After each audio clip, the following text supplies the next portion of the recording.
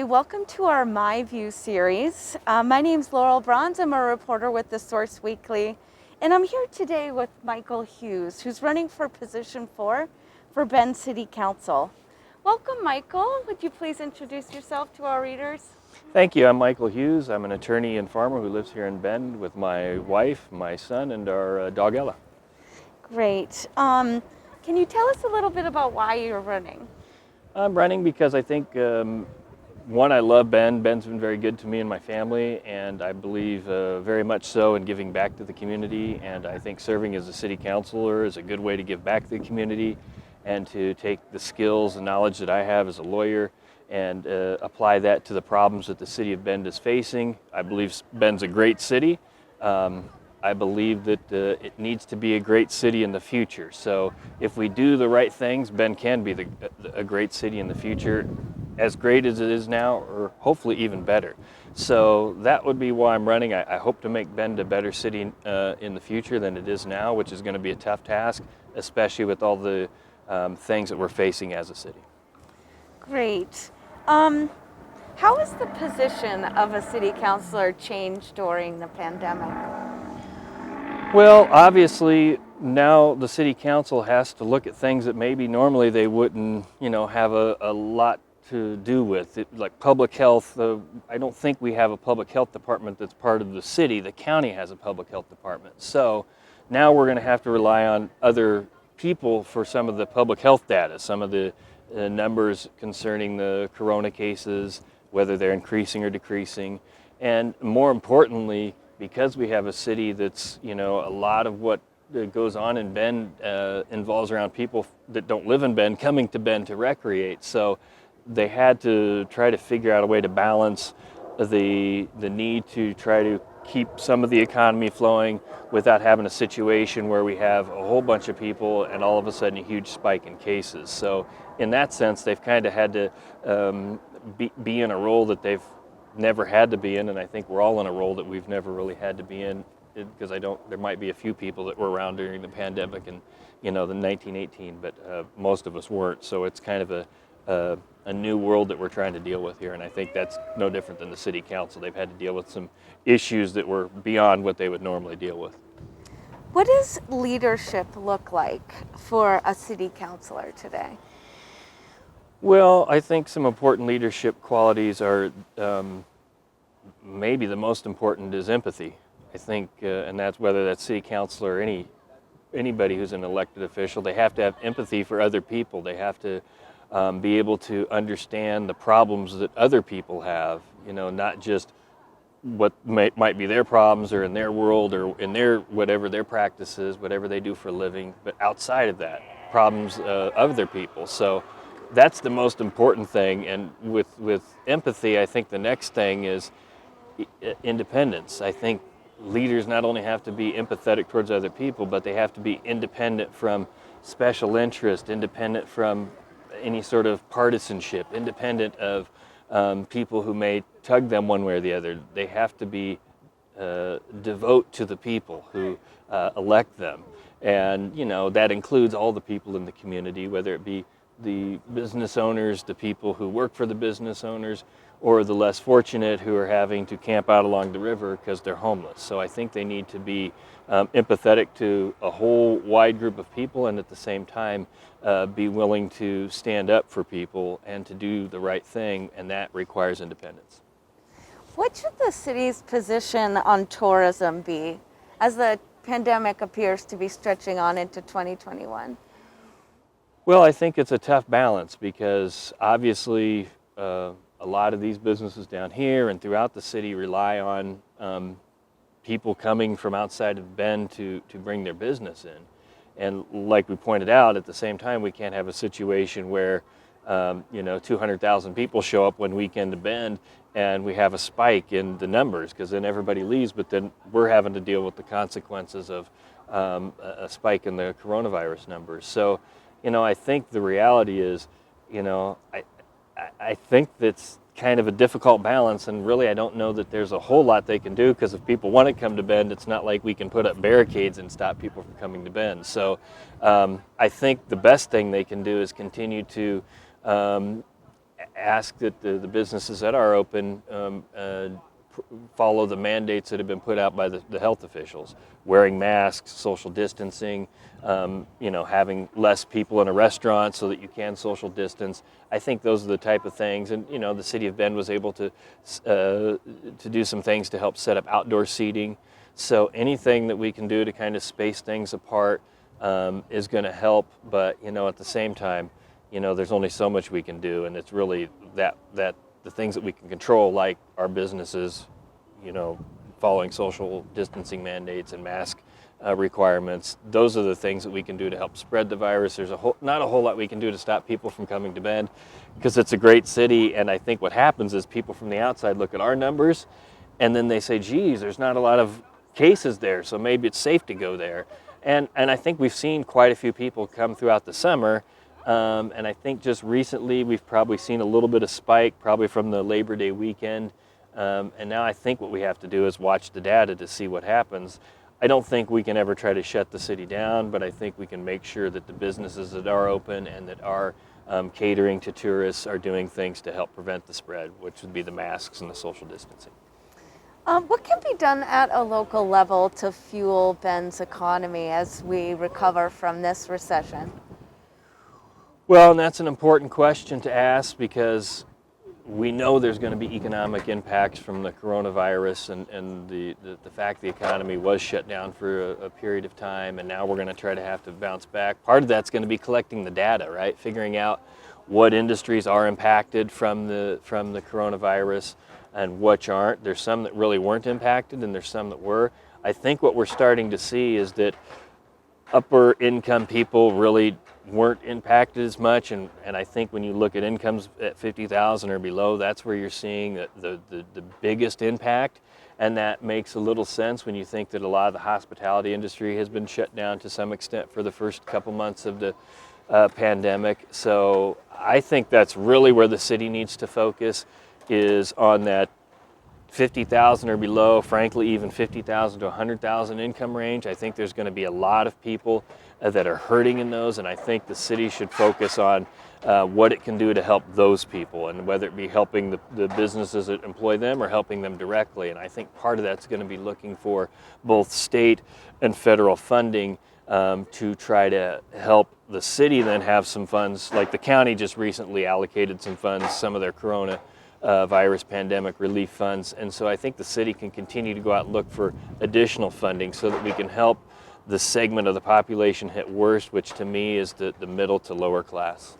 What is your position and ideas around the upcoming transportation bond? So this is going forward. It's going to be on the ballot this fall. Specifically, do you feel like it adequately addresses the issues facing Bend in the transportation arena, or do you have any other ideas in this regard? Well, I generally support the transportation bond because we need the money to make sure that the infrastructure keeps pace with the development that Bend is going to undergo in the next couple of years. I do have a problem, though, presenting a super large bond. In fact, there might be several super large bonds that are being presented to the people at a time when many people are hurting, a little bit unsecure about their future, not knowing what their financial future is going to be. Now, I think that the bond that was presented to the voters took some of that into account in that they've delayed the imposition of the assessments and fees until 2022, I believe, is what that gets delayed to. But at the same time, you're still asking taxpayers to now pay more in taxes, and I think at this time, that's a tough sell, and even though we need the money and we need the bond to pass, it's a tough sell. So, it's kind of one of those situations where maybe they could have done it a little differently and presented a smaller amount right now, or waited for the midterm to present it, but I know we need the money right away. So it's one of those deals where you're asking the taxpayers to do a whole lot, and they need to do it, but you're asking them to do it at a time when it's very tough for them to, when they don't know if they're going to have a job in the next 6 months. It's tough for them to try to figure out if they want to pay another, whatever on their property taxes. So, but, I think there's some ways that we can do some other infrastructure financing, like the TIFs, in the central business district, I think, are something to look at, where they can use some of the property taxes and reinvest them in that local area for some of the infrastructure improvements that are going to be needed over there. So I think that's something that can be looked at. Ultimately, I think what we need to do is if the bond passes, then we've got some money to fund these projects. But then we should also look at ways, if that bond passes, if we can have some temporary property tax relief in some way, shape, or form too, to kind of, because that bond's going to help with the roads, but it's not going to necessarily help with people who are struggling to make their mortgage payments or their rent payments. So maybe if the bond does pass, then the city can start looking at some alternatives to provide some maybe property tax reliefs for certain, if we can target those to lower class or, impacted populations. What's your assessment of the city and the city police handling of the recent ICE immigrant detainment situation? Specifically, do you believe it was appropriately handled by the city and the city police department, or were there things that you would have handled differently? Well, I think that's a good question, and I do have a background in criminal justice, and I was a former adjunct professor of criminal law and procedure, and that 90% of my students were going into law enforcement. And so I do have a little bit of background in this area, and I know that there was an ICE enforcement. I don't know the details of whether that was from an immigration judge or if that was just a detainer. I don't know what the legal document that was used to actually give ICE any authority to come in and try to detain somebody.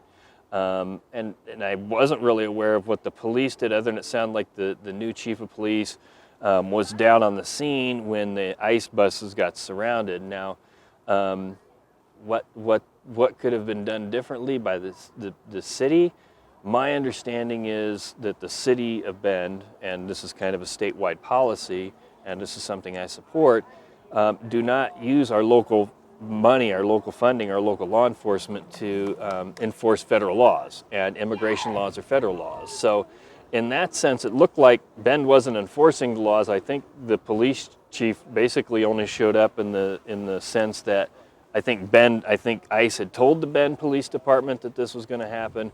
But when the incident happened, when the buses got surrounded and stopped by people, I think then the police chief was down there kind of as a liaison to try to, diffuse that situation. And the truth of the matter is, I think in that role it was probably smart to have somebody from the city try to diffuse the situation because, federal agents feel like they had authority to do what they were doing. People were upset by what they were doing, and so now we had a standoff between the federal authorities who were exercising what they felt was proper authority and people who didn't understand what the feds were doing. And the city kind of is standing there in the way, and that's where I think the city needs to make it more clear what their policy is. What is our policy? Our policy is we're not going to use our officers to go door to door, find people who have some sort of immigration law violations. We're not going to do that. I think I support that. Whether or not that was, in this particular case, obviously that wasn't the issue. The issue was the feds believed they had proper authority to detain the individuals they detained. Did they have that authority? I haven't seen any of the legal documents, so it's hard for me to, as a lawyer, to try to comment on that. But I will say this, is that we need to make sure we have a clear policy, and it has to be one in which we don't have incidents where, that was the people and ICE. I certainly don't think we want a situation where we have a policy that has our police now in a standoff with federal authorities either. So we need to make sure we know what the policy is, we know what our police department's doing. In that case, again, I don't think the police had much involvement in the detention of the individuals. I think it was more in the kind of mediation between the parties there. And so from my opinion, as long as the police aren't enforcing federal laws, aren't out there knocking on doors trying to enforce federal immigration policy, then I think our police are doing the right thing. If they start to enforce federal law and federal immigration laws, then I think our police would be doing the wrong thing. So my hope is we continue the policy that tells our police officers that their job isn't to go out and enforce federal immigration law. Do you think the city is doing enough to support diversity, equity, and inclusion? Well, I think considering the history that our country has, I don't think we can ever claim we've done enough, frankly. But that doesn't mean we shouldn't be trying to do more or that the efforts that we're making aren't important. I think Bend's a very inclusive city in general. I've lived all over the country. And Bend is kind of, pretty symbolic of the rest of the state where, it's not a diverse state. Frankly, the whole state of Oregon isn't all that diverse as far as the numbers of minorities during the state. But at the same time, Bend and Oregon, by and large, is a pretty welcoming state to people. Now, how do we make it better? How do we make Bend better and more welcoming to a more diverse population? One of the things I support would be to take some of our marijuana taxes, our 3% marijuana tax, and other cities are doing this, and other states actually mandate it as part of their new legalization programs, and that would be to reinvest a portion of that marijuana tax into targeted minority-owned businesses. And they don't have to be cannabis-owned businesses, but any sort of minority-owned businesses where the city can provide some incentives to either attract them into the community or to help them get their businesses started if they already live in the community. So I think that's one way. I think the city can find other incentives to try to promote minority-owned businesses and women-owned businesses. And I think that could be through a variety of ways, whether it be maybe some system development charge waivers, maybe some tax abatements, et cetera. I think there's ways that the city could do more to try to promote diversity and to try to bring in more minority business owners. I'm a big believer that if people are making money and if they can be small business owners or if they can get a good job, it doesn't matter what their ethnicity is, if they can make their economic situation better, it's going to help their overall situation. Even if they're dealing with other stuff that they have to deal with simply because of what they look like, if they're making more money, they're going to be in a better position to be able to handle some of the adversities that they face. So I'm a big believer in trying to make everybody part of the economy. And if we make everybody part of the economy and everybody is part of the economy, then I think it's going to benefit society as a whole. Where do you stand on the debate around defunding the police? Would you transfer some funds from cops to social services here in the city? Well, I certainly always think it's appropriate to look at budgets and whether or not the budgets are being appropriately used. And certainly if you look at any law enforcement budget for any city, especially a city this size, it's a huge part of the budget. I don't think anybody in Bend wants the police defunded because I don't think anybody in Bend would want there to be no police in the neighborhoods.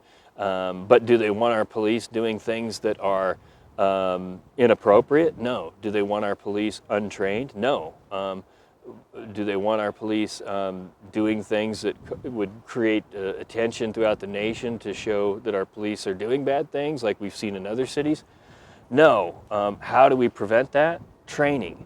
How do we prevent that? Hiring practices. One thing I think the city could do to promote diversity is when we have city jobs that are open.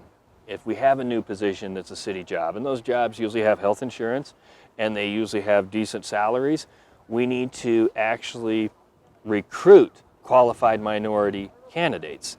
I could point the city to recruiting services that do just that. They go out and for Fortune 500 companies, they recruit qualified minority candidates, and we could do that for positions here in the city of Bend. There's lots of qualified minority candidates in Oregon and throughout the country.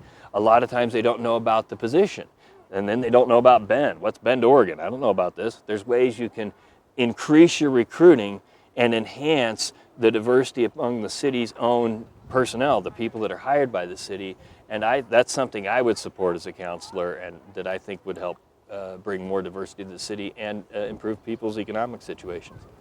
Growth brings many challenges to the table. What do you see as the top two challenges facing Bend in this regard, and what would you propose to deal with these challenges? Well, growth is more people coming to Bend, obviously. We have new land within our urban growth boundary that we just got in 2016.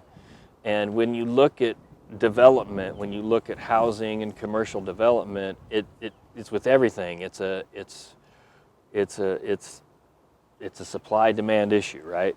So if you have very low supply of land and low supply of houses, that artificially creates the prices to go up.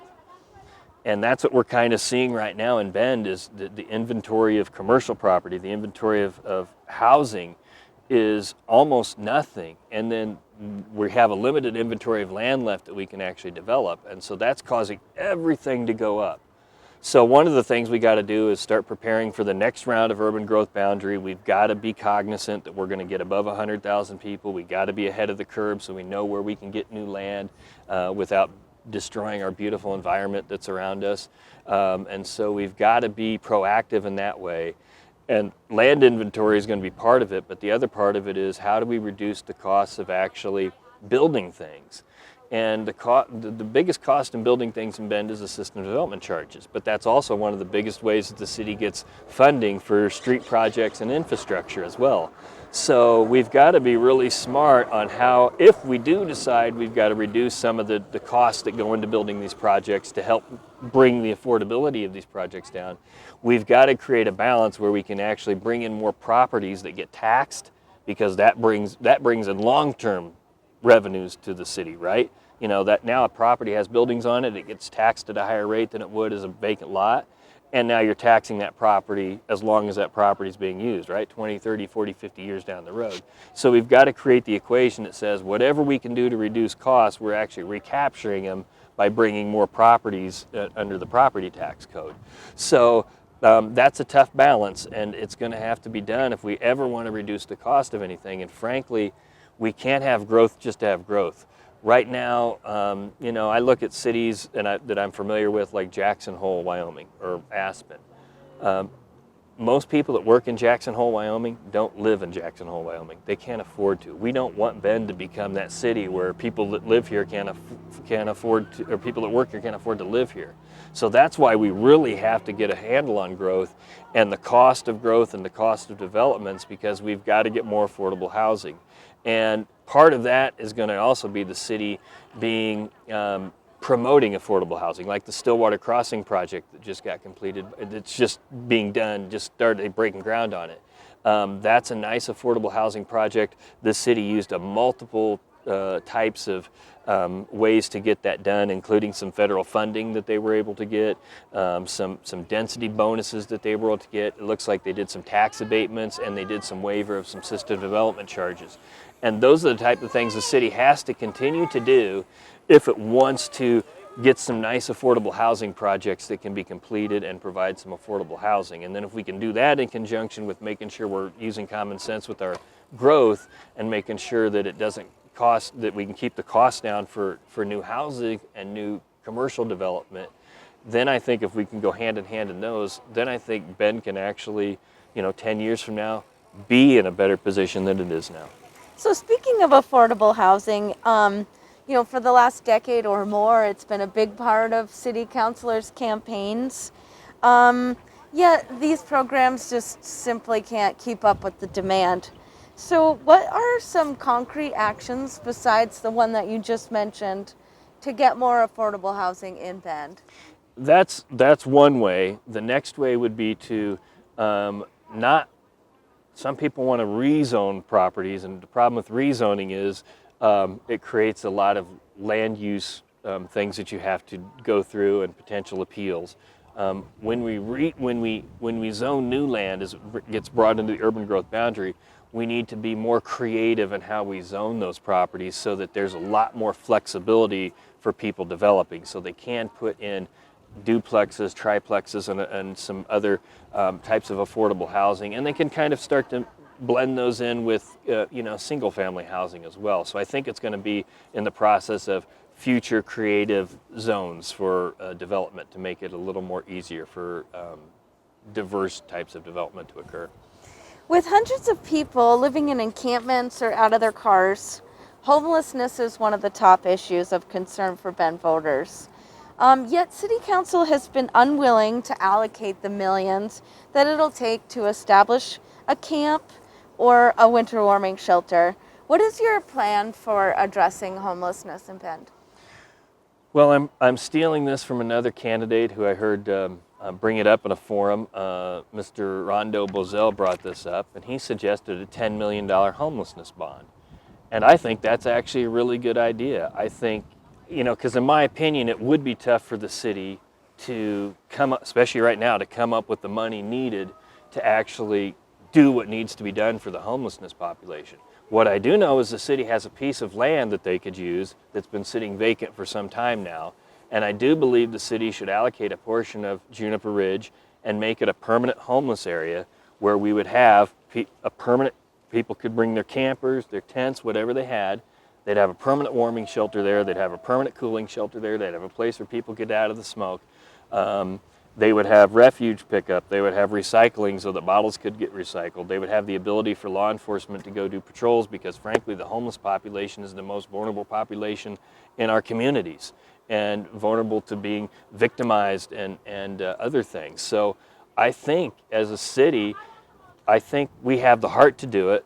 Sometimes we don't have the money to do it. So this is a situation where maybe we need to ask the taxpayers, are you willing to put a $10 million bond, pass it so we can get this done, so we can show other cities around the country, this is how we're going to deal with the homeless population in a humane way. We're not just going to keep running them off camps here and there. We're going to give them a place where they can have some security, some sense of this is our home now.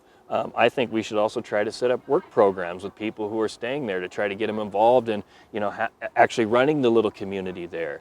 I also think the city should consider building some, they have the land, maybe building some buildings and trying to attract like a Veterans Administration, mental health, or some other state or county buildings that deal with mental health, chemical dependency, or some of the other issues that the homeless population deals with. So I think that we can do it, and I think it should be in the form of a bond, obviously not right now, but I think in 2022, I think it's something that if I was on the city council, it's something I would push very strongly. It would be for some sort of homeless bond so we can stop talking about it finally, see if the people in Bend support it, which I think they would. If you don't hit them with a $10 billion bond, if it's a small $10 million bond and it's a small percentage on their property taxes, I think the heartbeat of this community would be in favor of something of that, like that, and that's something I would promote as a city councilor. And if we could get something like that done, that's something that I think the city of Bend could be very proud of. Do you feel like the city needs to play a more active role in the Deschutes County Stabilization Center? The Deschutes County Stabilization Center, is that the mental health center? Because the term is.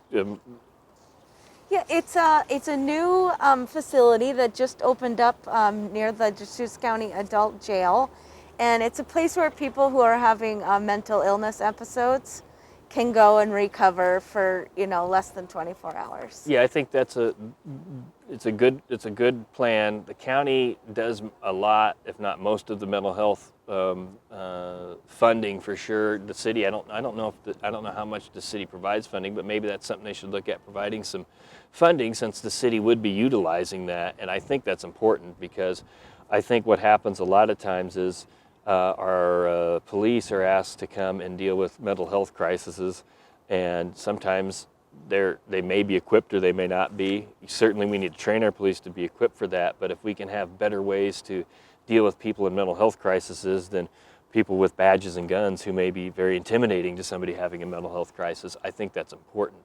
And whatever the city can do to promote that and sponsor that, and maybe the city could try to set up something where they could provide a form of transportation, because that is a little bit out of the way, right? If you think about where that's located, like for us to get there from here, it'd be a long walk or a long bike ride if we didn't have transportation. So maybe that's something the city could think about doing in conjunction with that, is providing transportation or some sort of mode of transportation to get people who are in a crisis there safely that doesn't involve a police car. Because if I was in the back of a police car, even if I wasn't having a mental crisis, it would be an uncomfortable situation. And if I was having a mental health crisis, it would be, I can't imagine how terrifying that would be. So I think if we can come up with other modes of transportation to get the people to that center, that would be important as well. Do you believe that city council members, as well as people serving on various committees for the city, should be paid a living wage? Well, the city council, I don't know. I mean, I'm doing it as a public service. The way I'm seeing it, giving my time is if I was to be elected city councilor, I wouldn't feel right to saying, okay, now I'm elected, now you're going to pay me, since I'm running to be a public servant and to do it for public service purposes. However, at the same time, if the voters were in favor of that, understanding that we are changing as a city, that we're going from a small lumber town, right, to a mid-sized city, and a mid-sized city has all sorts of problems that are kind of a daily problem. Like our problems aren't just popping up every couple weeks now. Our problems are on a daily basis, and so I understand that the people of the city, when they vote for their city councilors, may expect them to be doing more, considering all the problems we're facing, and I think that's realistic. And so therefore, if there's more time spent, do we start paying the councilors? I think it's something to think about. If councilors were paid, then I want to see them put in that time too. If somebody's paying me, I want to see somebody, they want me to put in 50 hours a week, that sort of stuff. So, if you're going to get paid, put on your work boots and your work gloves and go to work too. So that's important. But if the people of the city of Bend feel that would provide better city council, I'm certainly open to that. Because I think we are in the point where we need probably a little bit more interaction with the city councilors and the way the city is run. Final question. Name one critique of the current city council or city council member and describe what you would do differently. I think the one critique I've had is nobody in particular, because Bend's a great city. We're sitting down here in the old mill. And I've lived in Redding, California, and Fargo, North Dakota, and Des Moines, Iowa, and Lincoln, Nebraska, and I've lived all over the place. Typically, you build some beautiful area like this in your town, and your downtown dies. There's nothing there. Bend has managed to have this growth, keep the downtown alive. The heartbeat of this town is strong. We can feel it as we're down here, and that's got to keep going. And the city has done a great job up to this point to get us here, but we're growing so fast. We have a pretty diverse population. The city council, really the only time that you get a chance to tell them what you're feeling, unless you run into them on the street or at one of the downtown festival or something, is the public comment section, right, at the city council meetings. I believe the city council should, all of them, once a month, every 2 months, hold a city town hall meeting where the councilors don't talk. They sit up and they listen, and people can come and tell, hey, we're down here in Mountain View neighborhood, and this is what's going on, or we're over here on the southeast side of Bend, and this is what's going on, or I'm concerned because I see more pollution in the river, or more trash down at the amphitheater, etc. I think they need to have a forum where all the councilors are there that isn't an organized city council meeting, where people can come and vent and tell us what's going on and give us an idea of what the heartbeat of the town is. That's what I would suggest that the council does, because we need to be more responsive to the people. And the way you get ahead of problems is you figure out about the problems early on. You don't wait till it's a complete catastrophe before you say, oh boy, we better deal with this. And the only way you're ever going to do that is by getting more people from the community together to tell us what the problems are. And as a city councilor, that's what I would support. I would support either monthly or every other month, just town hall meetings that's attended by the mayor, the city councilors, the chief of police, a few of the other people in the city, and let us listen to the community and let us hear what the community's problems are, so we can get ahead of some of these problems before they get beyond anything that we can deal with. So that's what I would do, just to make it a more open setup for people to come and tell the councilors and the rest of the people that are working for the city of Bend what the issues are, what's being done right, what's being done wrong, and how can we be better 10 years from now than we are now. Great. Well, thanks so much for being with us here today, Michael. Is there anything else that we did not cover that you think it's important that voters know about you? No, I just think it's important that we continue to try to figure our way through this COVID-19 virus, that we can try to figure out how we can get back to normal a little bit, so we can hear music here on the amphitheater. I miss music. I'm a huge music fan, and I think, you know, Bend's a big music town, and I know that community is hurting too, because they haven't had the opportunities to do what they do, which is be musicians and touch people, you know, with their music.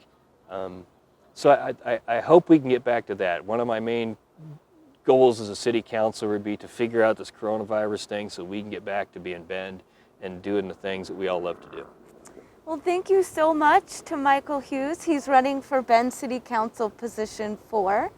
You've been watching My View, sponsored by the Source Weekly. My name's Laurel Brauns. Thanks for watching.